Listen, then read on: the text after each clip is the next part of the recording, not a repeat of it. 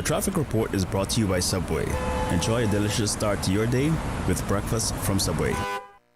And now, Radio Cayman presents The Business Buzz, an insightful and fresh take on a variety of issues that impact the local business environment. This is where we address the business topics that matter. Radio Cayman's Business Buzz. Here's your host, Kathy Miller. Good morning, Cayman. Welcome to the Business Buzz. I'm your host, Kathy Miller. Thank you for tuning in to me on a very, very wet Thursday, November 14th. What can I say? I think I speak for all of us when I say that we're tired of the hurricane season and we're tired of these systems. Just a week ago, Little Cayman had to endure a Category 1 battering it, and I don't think we want any more systems coming near us, over us, anything like that. We just got a few more weeks to go before we hit the end of the hurricane season, and hopefully the Cayman Islands continues to be blessed and no harsh storms to hit us going forward. Joining me in studio this morning will soon be the RCIPS. We're going to be talking about some police updates as well as Police Week. But right now, in this first part of the Business Buzz, I'm going to be talking about the Cayman Islands Government Q3 2024 financial report, which was gazetted.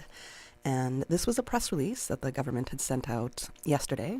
So people are welcome to go to gov.ky, just look under the news tab, and you can also read the information that was provided by government in relation to the Q3 2024 financial report. So I'm going to read that now because this is all about government business, which has a lot to do with the Business Buzz as well. So everything's in alignment here.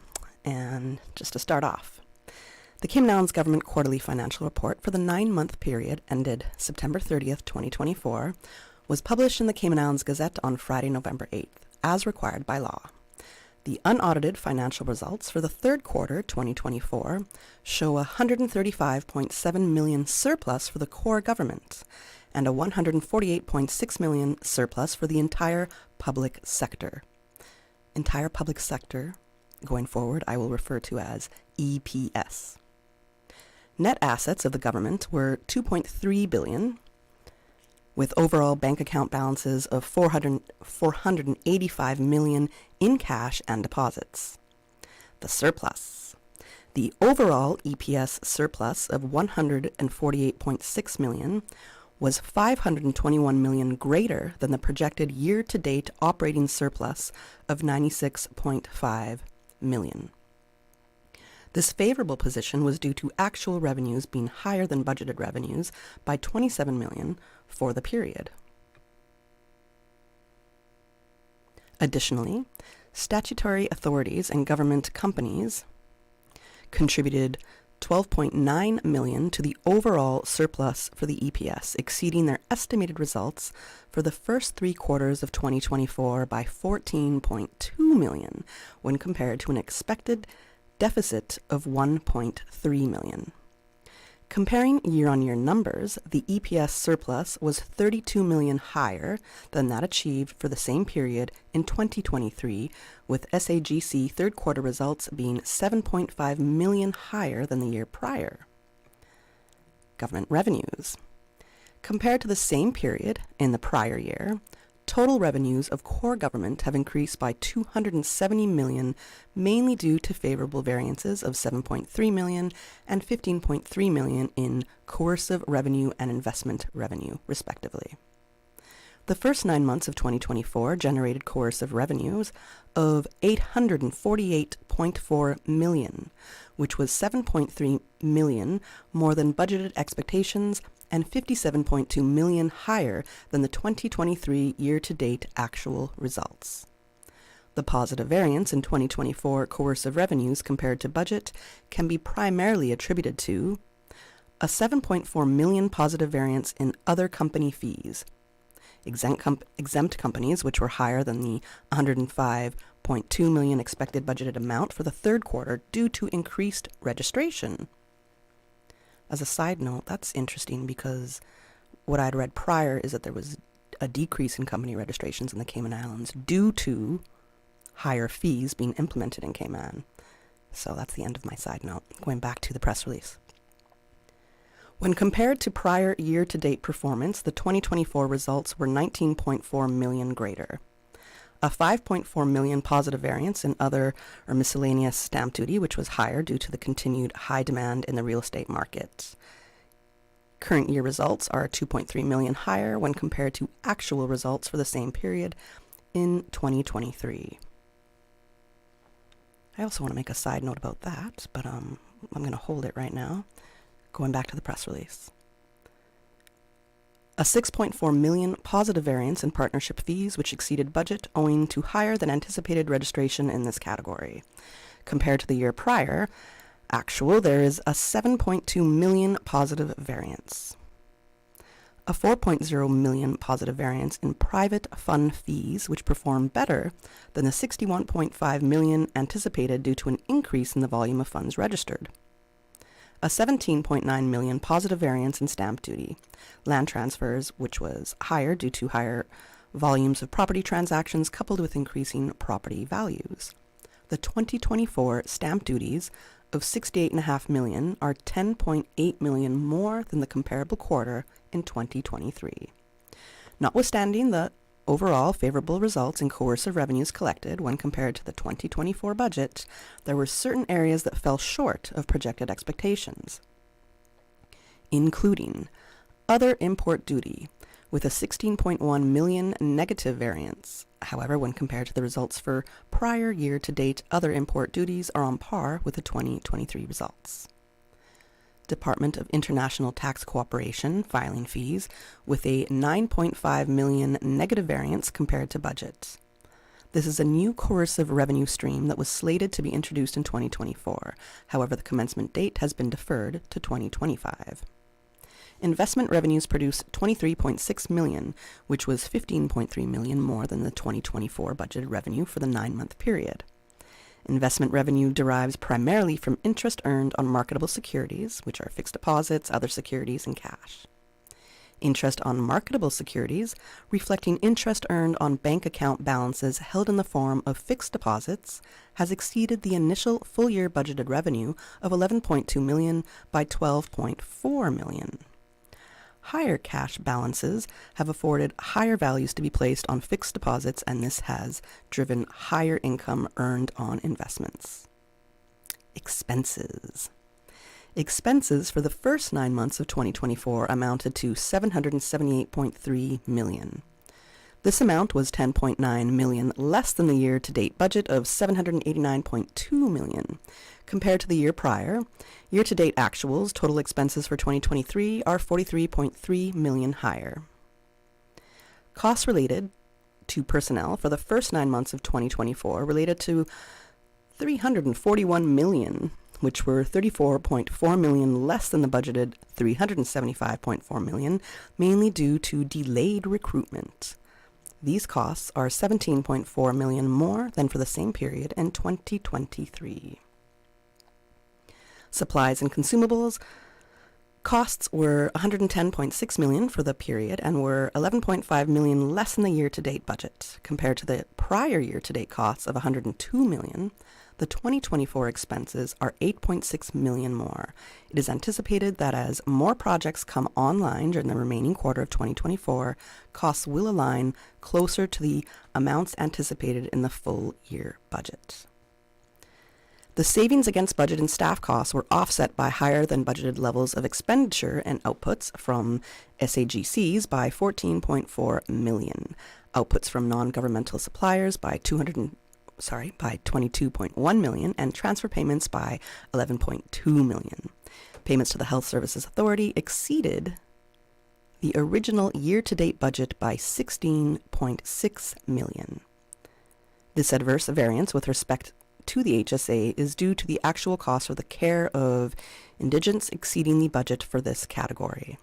Outputs from non-government suppliers of 54.9 million were 22.1 million more than the year-to-date original budget, mainly due to, quote, NGS 55 tertiary care at local and overseas institutions. being $24.5 million more than the year-to-date budget. However, the total costs incurred with respect to outputs from non-governmental suppliers for the first 9 months of the year are $5.1 million less than for the same period in 2023. Thus far in the 2024 financial year, Parliament has approved, via Section 11.5 and Section 12 of the Public Management and Finance Act, an additional $34.4 million for NGS 55. Transfer payments of $61.1 million were $11.2 million more than budgeted for the 9-month period. This variance is mainly due to overages in spending on scholarships and bursaries by $4.1 million and financial assistance by $7.7 million. Thus far in 2024 financial year, Parliament has approved. Oh, I think I already said that. I lost my little place. My bad. I'm going to go to the cash position.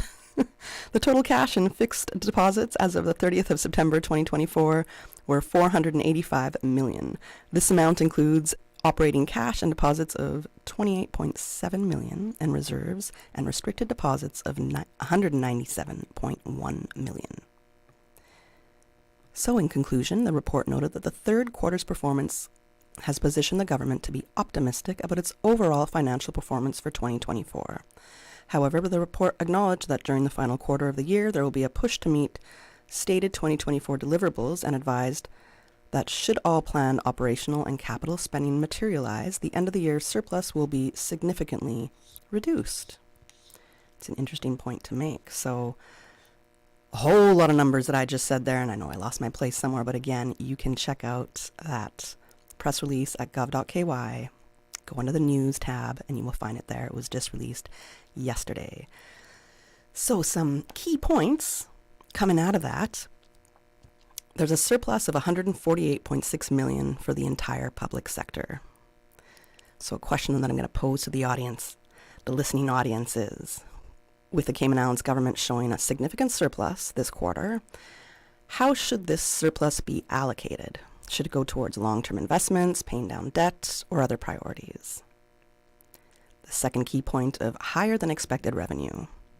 The report shows 27 million more in revenue than initially budgeted. Do you think this points to a strong economy, or are there other factors at play? How can the government best leverage unexpected revenue? You can give me a call if you have any thoughts. Some of our numbers are down, so the numbers to dial into this morning are 949-6990. You can also WhatsApp me your comments or WhatsApp call us at 925-3261. So I'm posing a few questions out there. And if you want to chime in and let me know what some of your thoughts are, I'd be happy to take them and continue this discussion. So my first two key points were there's a surplus of $148.6 million for the entire public sector. The second point is there's a higher than expected revenue of $27 million more than initially budgeted. Third key point is there's a significant coercive revenue from increased registration and stamp duty. I will admit this is the first time I've heard the term coercive revenue, so I'm going to have to look into that a little bit more. But in saying that, the revenue increases were largely due to registration fees and stamp duties, especially from the real estate sector. So my question that I'm posing to the audience here is, how sustainable is it to rely on high property transactions for government revenue? Especially right now concerning people's cry at the rate of our population increase and not having housing to support that population increase, or the infrastructure in place to, again, support that population increase. So planning has a really hard job to do, aside from hopefully updating the planning laws, one thing there. But when it comes to real estate, we know that there's a lot of projects in the pipeline, but they're slowly coming out. So can we rely on real estate as much as we did in the past few years? And is it safe to say that real estate may move back down the ladder in consideration of being the third industry currently that contributes most to our economy, as was revealed in ESO reports published earlier this year? So those are a few questions that I have posed to you. Right now, we are going to go to our first commercial break, and then we'll continue our discussion. This holiday season, let Kirk Market do the roasting so you can do the hosting. Visit in-store or shop online and order your traditional family feast, complete with classic roasted turkey and ham, all the tasty sides and trimmings. Let the chefs at Kirk Market be your holiday helpers so you can spend less time in the kitchen. Order online at kirkmarket.ky or visit in store today. And don't forget to visit the florist at Kirk Market to find the perfect centerpiece for your table. There's no place like Kirk Market for the holidays. When it comes to keeping the office spotless, we rely on JGP Janitorial. With over 20 years of experience in office and business cleaning, they understand what it takes to maintain a professional environment. Reliable, efficient, and priced right. GJP Janitorial is the smart choice for any business. For a free quote, call GJP Janitorial 548-1221. GJP Janitorial. Lose the mop. They'll clean the slop. That's 548-1221. Keep your business shining. I'm Michael Webster. And I'm Denise Brown of Cayman Insurance Center. Family is not the most important thing, it's everything. We have worked with the community and their families on protecting themselves for the future. Whether it's providing top-rated life insurance or protecting your family's household investment. From our family to yours, we understand and we care. I'm Denise Brown. Call me at 814-7229. And I'm Michael Webster at 925-5433. We are Cayman Insurance Center. Specializing in property, life, and other lines of insurance products and services at an affordable rate. We are Michael and Denise at Cayman Insurance Center. Call today. 89.9 Radio Cayman helps you to weather the storm during this hurricane season. One of the most crucial elements of hurricane preparedness is storm awareness. During the season, it is of utmost importance to pay attention to the latest local weather forecast, as hurricanes do not suddenly form or strike. There are various methods of advanced notification. Utilizing such may be the difference between a favorable outcome and disaster. Both television and radio serve as excellent mediums with up-to-the-minute storm path information in the wake of a hurricane. Another method of tracking a hurricane may be only arm's length away.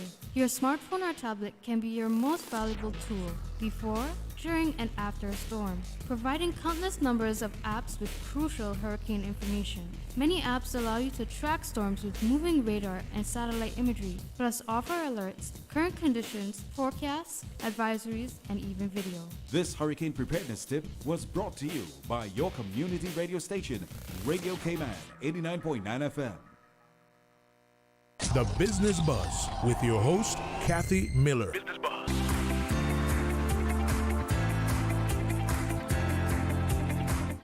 Good morning. Welcome back to the Business Buzz. I'm happy to say that now joining me in studio from the Royal Cayman Islands Police Service, we have Sergeant Jody Ann Powery. Good morning, Jody. Good morning, Kathy. How are you?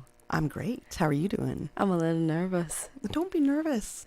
I have to hand it to you. I was like, man, where's Jody at? And then how long did you spend in traffic this morning, Jody? 2 hours. Just 2 hours. Just 2 hours. That's all. Wow. Yeah. It felt so close, but so far away. We're going to have to start taking our time back. Not me, because I live really close, but you know, listen, if we can't figure this out, I'm taking my time back. Yeah. It was the rain. Yeah, oh yeah. Yeah, but I did leave out in time to expect delays, but still. It was a lot more delays than I budgeted for. I completely understand, and hopefully there's been no accidents on the road this morning. I haven't heard yet. Didn't see any. Okay, great. Good. And I am coming from the east side. Right. So, yeah. Right. I didn't see any. Well, I know we got a couple things to talk about, and especially Police Week. That's a big thing, the holiday safety campaign. But I want to start with a little update on... This is why I'm nervous. Don't worry. on some recent incidences that have happened in Cayman. Right. And I know that you can only say so much. Well, but we would be not doing... that I can only say so much. Hold on, Jody. We would be doing a disservice to people if I didn't even ask you about them. All so right. That's why I got to ask you. I just want to say, for the last 2 weeks, I've literally only been doing Police Week. So I'm really out of the loop on like incidents and occurrences and stuff like that. So I'll do my best. Okay. But I probably don't know much. That's okay. I'm going to start with a big one. Okay. On Sunday, October 27th, there was the murder of Jason Johnson. Mm-hmm. And I understand there is a wanted man currently the police are looking for. Mm-hmm. So is there any progress in relation to this investigation that you can share with us? So obviously it's an open and active investigation, and a murder investigation is a very sensitive one. We've put out a wanted poster for the individual who we suspect to be the murder suspect, and that in itself is a progress in the investigation. The fact that we have identified somebody who we think is the suspect in the matter. As it relates to arrests, no, we haven't made any arrests as yet.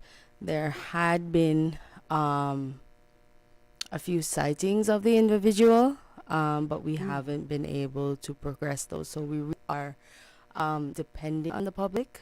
And thank you for asking, because now I can use a witness appeal. Yes. To kind of let you know that we do need your assistance and your tips, and you can submit tips on our website anonymously, or you can, if you'd like to assist in the investigation, you can also leave your details there. You can submit photos or videos or whatever the case may be, but we are asking that you don't approach the individual. If you see him, the best way is to call 911 right away and give as much details as you possibly can. 911 is the easiest and most effective to call emergency services, especially in an incident like this. Absolutely. I want to say I have you guys on the dial for for certain things. So tips have been coming in, though, for the wanted man. His name is Mario Davis. Yeah. Okay, We tips have have been coming in. we have had a few tips and of sightings and stuff like that, and I do want to thank the community for any assistance that they've rendered to the investigation so far. And we just want that continued support so that we can progress this investigation and assist justice along. I love the fact that you are getting tips, because to me, it alludes to the idea that the wanted man, Mario Davis, is still on island. Yeah. Is there any reason to think he possibly could have fled? We don't have any evidence of that at this time. What I would say is that we did put out an update with a further appeal for witnesses, and Crime Stoppers has offered a reward of up to $50,000, depending on the information and how the information is and things. So, and is for an arrest and potential charge of the suspect. So, yeah. Well, I hope something comes out of the appeal, the second appeal that you did to the public. And I want to remind people that they can go to the rcips.ky website. Mm-hmm. You will see the wanted man poster and a great description as well. And Crime Stoppers doesn't have anything to do with the police, and they're completely anonymous as well. They have their own processes and whatever the case may be. So if it is that you don't want to go through us and you feel better going through a third party, they are a really effective one. And can you remind the people what the penalties are if you are harboring a criminal or a known wanted suspect? Well, it is an offense. I don't know particularly what the what the charges are. I think it's a ridiculous fine. And time in prison. Yeah, sometimes both. It's yeah. Okay. It's at least 3 years in prison. So yeah. Okay. I really wanted to get that out there because it's definitely an offense. We do know that there was also last week there was a robbery in Georgetown on Jasmine Way. Mm-hmm. There was a couple different robberies, one in a plaza, and then the one on Jasmine Way. Mm-hmm. For either of those robberies, has there been any progress there as well? I haven't heard, so I'm not sure if. So it doesn't appear as if there has been any arrests as yet. I can check in that and probably send you a message so that you could update your listeners on your next show. Okay, cool. But I haven't seen any arrests made for that particular one as yet. All right. So we, again, are still depending on witnesses. Okay. For assistance. Thank you for that. Appreciate it. So Police Week. Yes. I know that's a big thing that you came in to talk about, so thanks for a bit of an update there on what's going on. I'm very excited to tell everyone about it. So, firstly, Police Week is an initiative that we haven't done for over 30 years, but it's an international initiative where persons are able to highlight those that have served, either currently serving, um, retirees, or persons who have passed in service.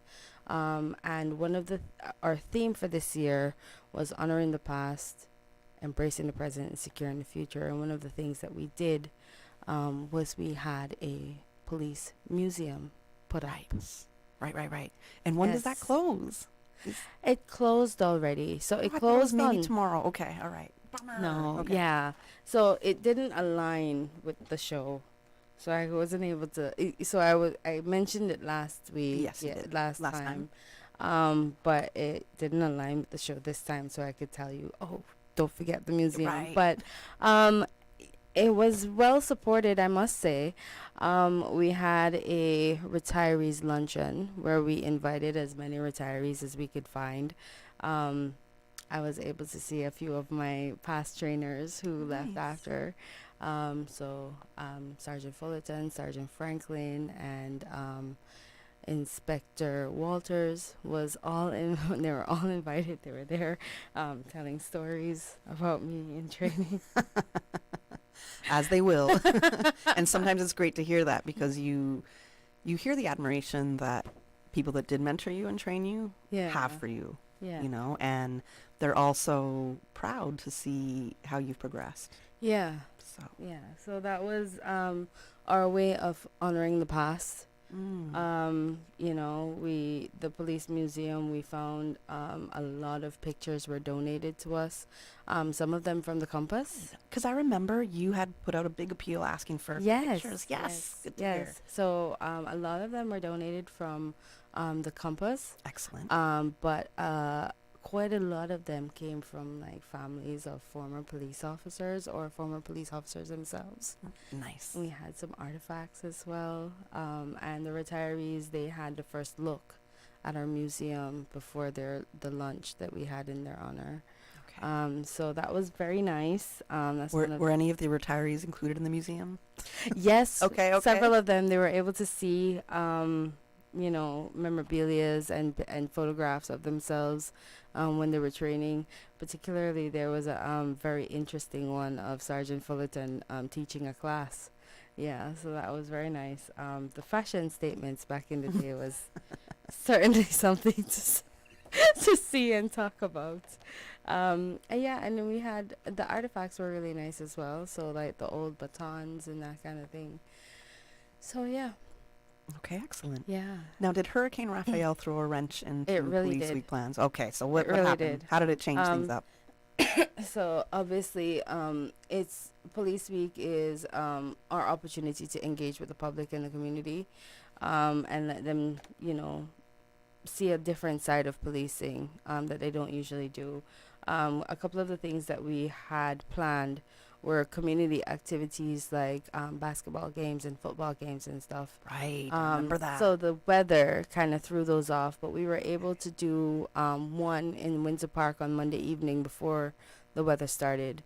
So we were grateful for that, and it was a really good turnout by the community, and the community won the game. The police lost. So shout out to the Windsor Park community for that.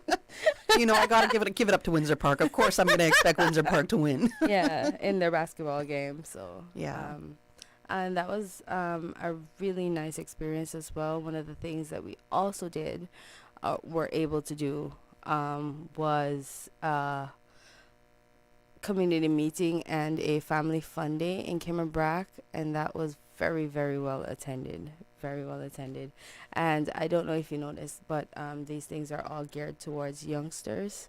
So this is our way of securing the future. 'Cause we want to encourage people to become police officers, to understand that police officers are relatable and they're necessary in the community. Right. Yeah, because nobody wants to be police officers anymore, and that's kind of sad. So yeah. Okay, I haven't heard that, but that is sad. Well, we have a decline in interest because of, I think it's more because of global development. So you find that people are more interested in like tech and finance and that kind of thing. So skilled jobs and public service jobs, for instance, aren't very attractive because they don't pay very much. Boy, do we agree on something there, Jody. We're going to go to a commercial break, and let's think about that for a second. It's true. I'm Michael Webster. And I'm Denise Brown of Cayman Insurance Center. Family is not the most important thing, it's everything. We have worked with the community and their families on protecting themselves for the future, Whether it's providing top-rated life insurance, or protecting your family's household investment. from our family to yours, we understand and we care. I'm Denise Brown. Call me at 814-7229. And I'm Michael Webster at 925-5433. We are Cayman Insurance Center. Specializing in property, life, and other lines of insurance products and services at an affordable rate. We are Michael and Denise at Cayman Insurance Center. Call today. When it comes to keeping the office spotless, we rely on JGP Janitorial. With over 20 years of experience in office and business cleaning, they understand what it takes to maintain a professional environment. Reliable, efficient, and priced right. GJP Janitorial is the smart choice for any business. For a free quote, call GJP Janitorial 548-1221. GJP Janitorial. Lose the mop. They'll clean the slop. That's 548-1221. Keep your business shining. This holiday season, let Kirk Market do the roasting so you can do the hosting. Visit in-store or shop online and order your traditional family feast, complete with classic roasted turkey and ham, all the tasty sides and trimmings. Let the chefs at Kirk Market be your holiday helpers so you can spend less time in the kitchen. Order online at kirkmarket.ky or visit in store today. And don't forget to visit the florist at Kirk Market to find the perfect centerpiece for your table. There's no place like Kirk Market for the holidays. For the Health of It, heard on Wednesdays at 7 p.m. and repeated on Saturdays at 9:30 a.m. Brought to you by UHealth International, University of Miami Health System. International patients go to UHealth International for consultations with renowned physicians, advanced treatment technologies, leading-edge medical therapies, and state-of-the-art surgical procedures. Whatever your particular reason for going to UHealth International, you will receive customized medical care delivered within a compassionate, multicultural setting. The care you need when you need it. The Business Buzz with your host, Kathy Miller.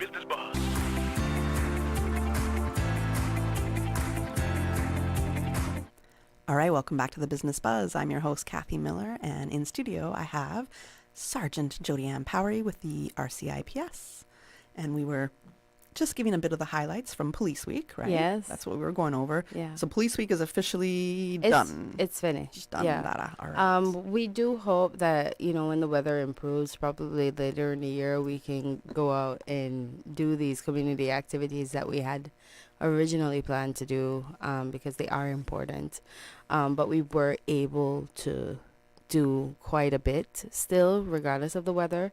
So a part of Police Week, we had the Voluntary Law Enforcement Officers Alliance here on island for their annual conference. What is this group? So essentially, it is an international organization of what we call our special constables, our volunteer officers. And we had approximately 85 persons, and some of them brought their families, so it would be probably over 100 people here from all over the world, about 17 different countries, and they came to have basically their annual meeting and then some seminars and conferences that we hosted. Right.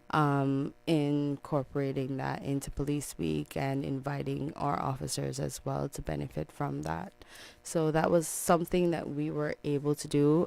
It was scheduled for Tuesday and Wednesday. Obviously, Tuesday didn't happen. So Wednesday barely happened. Yeah. Yes. We made it all happen on Wednesday. Okay, great. Yeah. So we had like a full-on into the evening type of event. You made up for Tuesday. Yeah. Is there trainings and workshops? Yeah, so there was a few seminars. So we had Miss Lisa Mullings, for instance. She's in charge of our ballistics unit. And she did a seminar on the ballistics units. And fun fact on that, we actually assist the regional BOTs with their ballistic work because of our ballistic hub's capabilities. Well, that's pretty amazing. Yeah. So I want to go back to the point that you had made that you're finding that not a lot of young people, you're not necessarily hearing them as much saying, I want to be a police officer. And to be very frank and fair, policing often is used as kind of like a gateway to other things. So we do provide like a lot of training, and the skills that you learn as a police officer, they're transitional skills. So you find that a lot of young people will start with policing, and once they find their footing and they see like where their skill sets are at, then you'll find them transition. So we have a high attrition rate as a service. And I don't think that it's at any fault of ours. I think, and to each their own, we're not going to stop anybody's development and ambitions and development. We're very proud of them, you know, especially the young ones when they go off and, you know, they found that, you know, I was really good with finance and financial crime investigations or whatever the case may be. So I think I'm going to go and do my ACAMS or, you know, my CPA, and, you know. I like that because it does show a different kind of area that of interest that you can grow into and, you know, learn. Right. So that's one of the things that we within. wanted to do here in this police week. Mm-hmm. So in the museum, we had a then and now section. Okay, cool. Yeah. And we highlighted some of the instruments and, you know, some of the capabilities that we have now that we didn't have before. Showing how the RCIPS Yes. has evolved over the Right. years. So we have a digital forensic hub, for instance. You know, we have the Cayman Islands Bureau of Financial Investigations, which is instrumental in ensuring that we stay off of that blacklist that everybody doesn't like to talk about. Right. Yeah, you know, so there's so many different avenues for policing, and that's one of the things that we wanted to embrace and highlight. Okay. Yeah. And that's interesting, and I'm glad you brought up all those points because it shows there's different areas within the police that you can go into and further your career with, right? Absolutely. And so I definitely think we need police. Yeah, we do. We need a lot more protection. The world do. seems to be getting a lot more We do. chaotic, which is crazy to me. Cayman is growing tremendously. Yeah. And you know, something was said to me like years ago, and it kind of resonated. So Chief Inspector Damian Maxwell, he said to me that he became interested in police when he was in primary school because he saw a canine demonstration at his school. And ever since then, he wanted to be a police officer because he wanted to be part of the canine unit. So I do think that... He doesn't even have a dog. Now I'm going to convince him to get a dog. He's my favorite police officer out there, if I can say that. Now I'm going to convince Damien to get a dog. I did ask him. I said, what happened? And he said, you know, interests changed, but not the policing part of it, you know. I guess, yeah. Yeah. Because, like, for him, for a very long time, he was a part of the drug task force. And then he was in charge of the firearms unit, so you can see where the interest went. Yeah, right. Yeah. But, yeah, brilliant officer, very, very tactical minded, definitely an asset to the police. And that's what we would like to achieve. We'd like to influence in a positive way from an early age. Because, as you know, where policing is concerned, if you mess up too early, you might lose your opportunities. Oh, okay. Yeah. I understand that, but I mean, people are going to mess up, and that's part of growth. Yeah. Right? Mm-hmm. What about you? Me. So were you interested in policing from being very, very, very young, Joey, like primary school age? No. Okay. I started teaching. I didn't know that. Yeah. Okay. So I was a teacher support assistant at Savannah Primary then, now Joanna Clark. And I found out very, very soon in that career that it was not for me. That's what from those who have gone into teaching and have switched right out of it. That's Yeah, I Usually found what I out hear. really soon that it was not for me.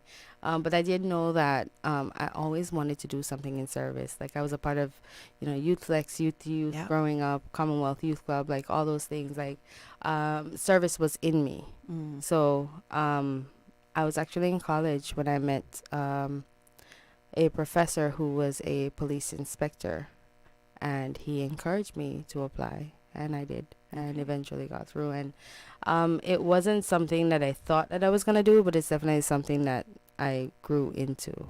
Yeah, Okay, gotcha. because I can't really see myself doing anything else. Oh, okay. Well, It's- I mean, it's been 15 years. We have time. Yeah. Yeah, that's true. That's true. Yeah. I understand. Yeah.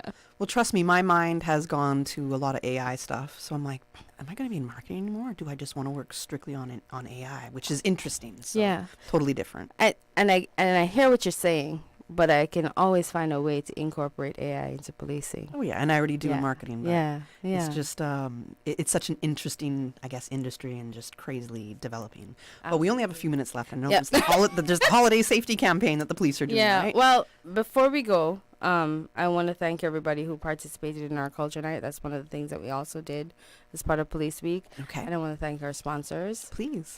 So we have a platinum sponsor, the Security Center, who came on board, and our gold sponsor was Vamp Motors.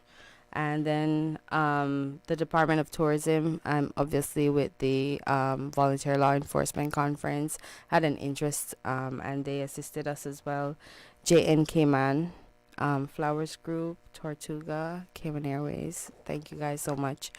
We wouldn't have been able to pull that off. It was so huge, and it was a lot of resources that needed to be put into that. So I definitely have heartfelt thanks for our sponsors. I completely understand that. Trust me on that one right there. Yes. All right. Well, thank you to all the sponsors who did support Police Week, and Yeah. hopefully they'll be back again for Yeah. the next one. Yeah. So the holiday safety campaign. So Operation Winter Guardian obviously is coming up. It's probably going to start around the first week of December, but you'll start to see an increased police presence before that. Obviously with the robberies that, have been occurring. But I want to encourage everybody to, especially businesses, this is the business buzz, to have it in your mind that it is going to be the holiday season. Consumerism is increasing. So let's Scams, make sure, scam yes, texts. absolutely. So make sure that your businesses are equipped to handle the holiday, and we can talk a little bit more about Operation Winter Guardian on our next show. Absolutely. Yeah. And how businesses can protect themselves a little better with all the crimes that are going out there. Yeah. Whether it's like I was talking about those scam Mhm. crimes or cybersecurity things going Yeah. on. So, it would be good to give some businesses a heads up in that sense. Yeah. And I think that the National Drug Council should be starting their Arrive Alive 345 campaign as well. So They started that October 1st. yeah. Yes. So, yeah. Usually it's December 1st, but right. just this week they told me it began on October 1st. Yeah. So they're probably campaigning. So make sure that we support them. They definitely need the assistance, especially to pay for all those buses on New Year's Eve. Yeah. So shout out to National Drug Council, and that will provide us with an opportunity to talk a little bit more about holiday safety. Absolutely. Yeah. And apparently our sports editor, Dion Anglin, Yeah. called in with a correction to the game. What did I hear that game score was? This is the Police against Windsor Park. Oh, did the police win? I She- thought that they lost. She said that the police won 11-9. Oh, I'm still going to give it to Windsor Park in my me head. too. Dion, really? Dion's from West Bay, so of course she's going to, she doesn't get, town can't win anything there. Mhm. You're almost in my neighborhood there. I almost swear Dion. that I heard that the Windsor Park community won. I want to give that to them anyways, That's because they're gonna be winners our- for turning up That's going to be our message. and showing up. know. Yeah, yeah. Really, Windsor Park should have won anyways, so they've got the ballers up in there. All right. Thanks for joining us this morning, and Thank you for having me. I know that rain was Thank a you for big waiting. struggle. No problem. I Yeah. was able to talk about some other things, so that's Yeah. not a problem at all. And we'll see you. I guess it'll be the second Tuesday of December or Thursday. Thursday. Second Yeah. Thursday, yeah. Yeah. And we'll talk a little bit more and hopefully get some more updates on some of the things that we were talking about earlier. Hopefully some positive ones. Absolutely. Yes. All right, let's take you to the headline news for 9 a.m. and thanks for joining me on the Business Buzz. The Business Buzz is proudly sponsored by Cayman Insurance Center, specializing in property, life, and other lines of insurance products and services. And Kirk Market. Experience a world of choice. And by JGP Janitorial. Lose the mop, they'll clean the slop. JGP Janitorial, 548-1221. Information